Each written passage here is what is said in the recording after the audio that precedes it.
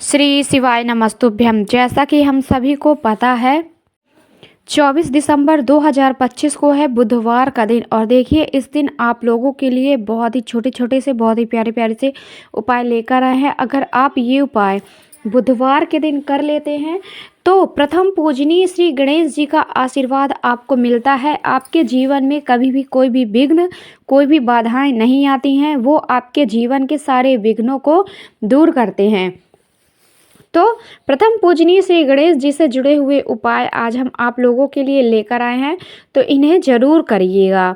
Video अच्छा लगे तो वीडियो को लाइक करके चैनल को सब्सक्राइब करिएगा। बेल आइकन को प्रेस कर दीजिएगा ताकि वीडियो की नोटिफिकेशन सबसे पहले आप सभी को प्राप्त हो सके समय के साथ में। तो देखिए हम आप सभी लोगों के लिए बुधवार के उपाय लेकर आए हैं, तो इन्हें ज़रूर करिएगा क्योंकि प्रथम पूजनीय श्री गणेश जी के हैं ये उपाय।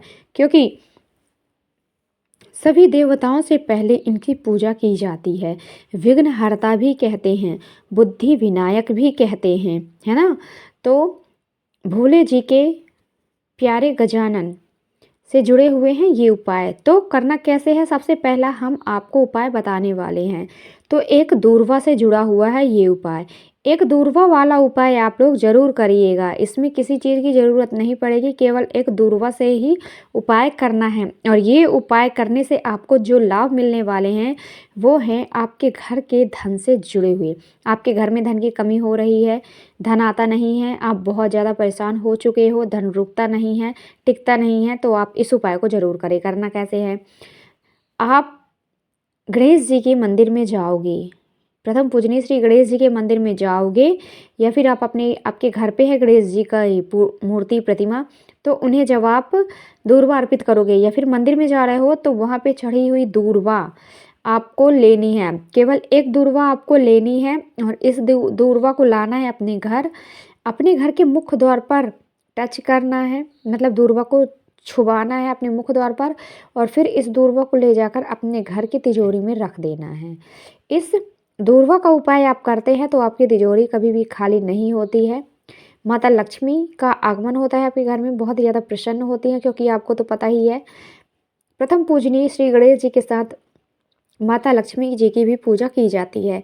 यदि आपने श्री गणेश जी को प्रसन्न कर लिया तो माता लक्ष्मी आपसे प्रसन्न हो ही जाती हैं। आपके घर में कभी भी धन की कमी नहीं होगी, धन की बरसात होने लगेगी। तो ये एक दूर्वा वाला उपाय था, आप ज़रूर करें बुधवार के दिन, है ना। विघ्नहर्ता श्री गणेश आपकी मनोकामना जरूर पूरी करेंगे, आपके धन से जुड़ी हुई समस्या को जरूर दूर करेंगे। तो यह था पहला उपाय। अब हम बात करेंगे हमारे दूसरे उपाय के बारे में।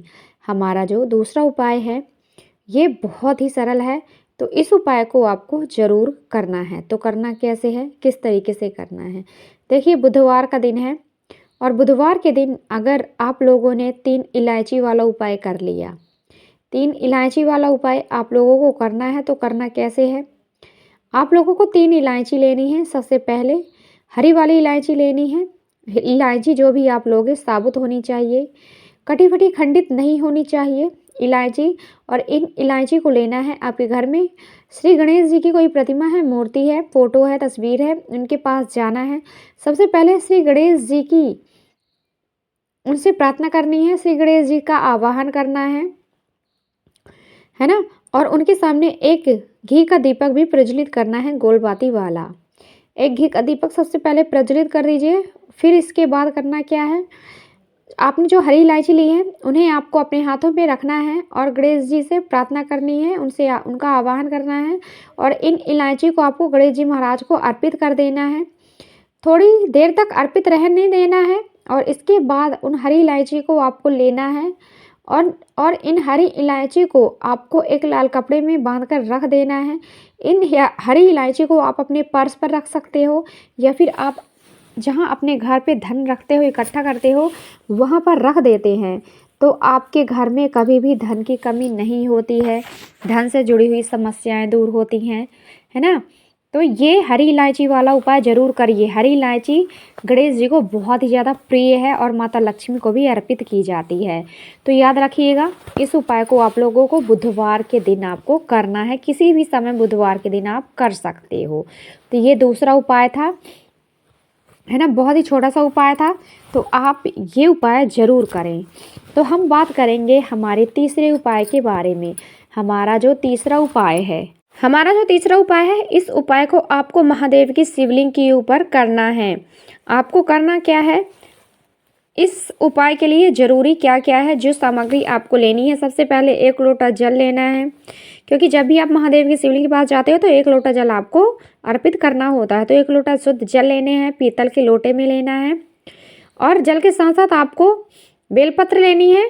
बेलपत्र 1 से 2 आप ले सकते हो। और हरे मूंग के दाने लेने हैं, खड़े मूंग के हरे जो दाने होते हैं ना, वो लेने हैं। और जाना है महादेव की शिवलिंग के पास। सबसे पहले आपको करना क्या है, जो आपने 1 लोटा जल लिया है, सबसे पहले आपको गणेश जी के स्थान पर आपको थोड़ा सा जल अर्पित करना है। और गणेश भगवान का स्थान कहाँ पर है, ये आप ध्यान से सुन लीजिए। जब आप महादेव की शिवलिंग के पास जाते हो, महादेव की शिवलिंग के पीछे खड़े होते हो, आपका मुख जब होता है उत्तर की तरफ, तो आपको जो सीधा वाला हाथ है जलाधारी के बगल में, वो स्थान होता है जहाँ से जल गिरता है ना, एंड भाग, वहाँ से थोड़ी आगे की साइड दाहिने हाथ वाला जो स्थान होता है वो गणेश जी का होता है। तो वहाँ पे जल आपको अर्पित करना है। और थोड़ा सा जल आपको माता अशोक सुंदरी के स्थान पर करना है। जलाधारी के बीचों बीच वाला भाग माता अशोक सुंदरी का होता है। थोड़ा सा जल वहाँ पे अर्पित करना है। और फिर थोड़ा सा जल आपको कार्तिकेय भगवान, उल्टा हाथ वाला जो स्थान होता है जलाधारी के बगल वाला, वो स्थान होता है कार्तिकेय भगवान को, वहाँ पे जल अर्पित करना है। और फिर थोड़ा सा जल माता पार्वती के हस्त कमल पर, जो जहाँ पर शिवलिंग रखा हुआ होता है, वहाँ का कटी भाग जो होता है वो माता पार्वती का हस्त कमल है, वहाँ पे अर्पित करना है। और फिर लास्ट में जल अर्पित पूरा कर देना है महादेव की शिवलिंग के ऊपर। ठीक है, ये था जल अर्पित करने का नियम। और फिर जो आपने बेलपत्र ली है, बेलपत्र आपको अर्पित कर देना है महादेव की शिवलिंग के ऊपर, अर्पित कर देना है। इसके बाद जो आपने हरे मूंग के दाने लिए हैं, उन हरे मूंग के दानों को गणेश जी महाराज के स्थान पर आपको अर्पित करना है, अपनी मनोकामना को कहते हुए। चाहे वो आपकी कोई सी भी मनोकामना है, मनोकामना को कहते हुए आपको ये हरे मूंग के दाने आपको अर्पित कर देने हैं गणेश जी को। तो ये उपाय आप लोगों को करना है। आपके जीवन के, आपके घर के सारे विघ्न दूर होने वाले हैं। आप अपनी मनोकामना को कहते हुए महादेव से और गणेश जी से ज़रूर आप प्रार्थना करिए, आपकी मनोकामना को पूरा करेंगे। तो ये थी आप आज की वीडियो। आई होप आप सभी लोगों को समझ में आई होगी। पूरे उपाय आप लोगों ने ध्यान से सुने होंगे। अगर कोई ऐसी चीज़ है जो आपको समझ में नहीं आई है, तो आप लोग ज़रूर हमसे कमेंट बॉक्स की सहायता से पूछ लीजिएगा। वीडियो को लाइक, चैनल को सब्सक्राइब कीजिएगा। मिलते हैं नेक्स्ट वीडियो में। राधे राधे, जय श्री कृष्णा। आपके जीवन के सारे कष्ट दूर करें महादेव।